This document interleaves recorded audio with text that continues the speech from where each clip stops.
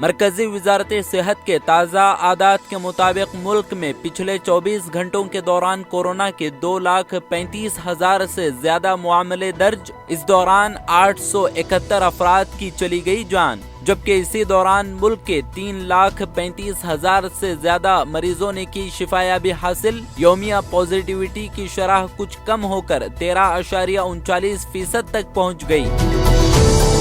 ہندوتووادی عناصر کی جانب سے انتخابی موسم کے دوران بھی مسلمانوں کے خلاف زہر افشانی کا سلسلہ لگاتار جاری۔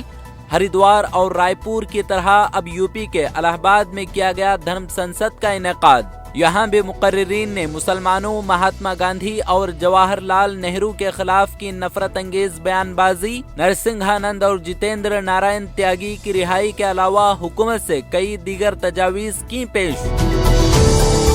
یو پی میں بہت جلد ہونے والے ہیں پہلے مرحلے کی ووٹنگ، سبھی پارٹیوں نے لگا رکھا ہے اپنا زور۔ سپا اور آر ایل ڈی لیڈروں نے غازی آباد میں مشترکہ پریس کانفرنس کر بی جے پی کو بنایا تنقید کا نشانہ۔ اکھلیش نے کہا کہ اس انتخاب میں غازی پور بارڈر سے غازی پور تک ہوگا بی جے پی کا صفایا۔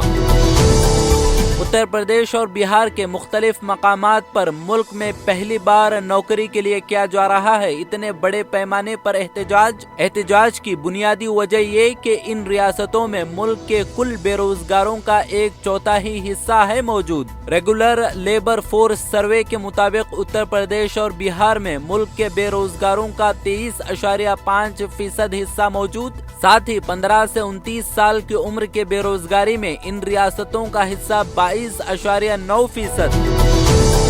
اسپائی ویئر پیگسس کے معاملے میں مودی حکومت ایک بار پھر سوالوں کے گھیرے میں۔ 2017 میں میزائل سسٹم سمیت $2 بلین کے دفاعی سودے کے تحت پیگسس کو بھی تھا خریدا گیا۔ نیو یارک ٹائمز کی تحقیقات کے مطابق ایف بی آئی نے بھی اس اسپائی ویئر کو تھا خریدا۔ اس کے استعمال میں میکسیکو حکومت کی جانب سے صحافیوں اور اپوزیشن کو نشانہ بنایا جانا ہے شامل۔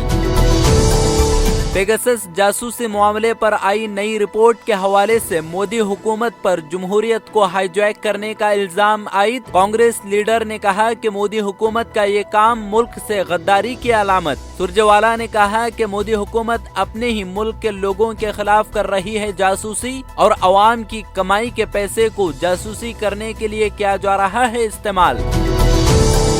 دہلی میں گزشتہ 28 دنوں میں شدید سردی سے کم 172 بے گھر لوگوں کی ہو گئی موت۔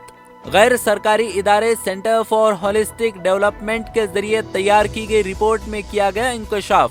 سی ایچ ڈی نے دہلی کے وزیر اعلیٰ اروند کیجریوال کو بھی خط لکھ کر دی اس کی جانکاری۔ خط میں گزارش کی گئی کہ سردی کے دوران بے گھر لوگوں کے لیے کیے جائیں مناسب انتظامات۔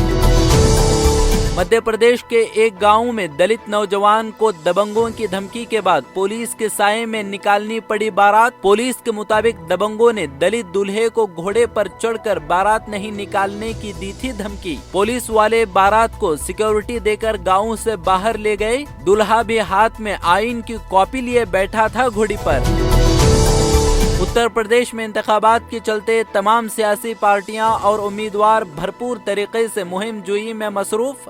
جیل میں قید سپا لیڈر اعظم خان کے بیٹے عبداللہ اعظم اور ان کی اہلیہ خود ہی میدان میں۔ عبداللہ اعظم نے بیان دیتے ہوئے کہا کہ بی جے پی کے ساتھ افسران ہیں جڑے ہوئے اور کہا کہ میں اکیلا ہوں، میرے ساتھ کوئی نہیں، پولیس میری حفاظت کے لیے نہیں بلکہ میری ریکی کے لیے کی گئی تعینات۔ طالب علم عمر خالد کی ناحق گرفتاری کی ضمانت عرضی کی مخالفت کرتے ہوئے دہلی پولیس کے وکیل نے دہلی فساد کی سازش کا موازنہ امریکہ میں 9/11 کے دہشت گردانہ حملے سے کیا۔ عمر خالد پر سازش کے لیے میٹنگ کرنے اور احتجاج کرنے کا لگایا الزام اور کہا کہ سیکولر احتجاج کو مکھوٹا بنا کر مظاہرہ کرنے کی منصوبہ بندی اور ٹریننگ کی گئی۔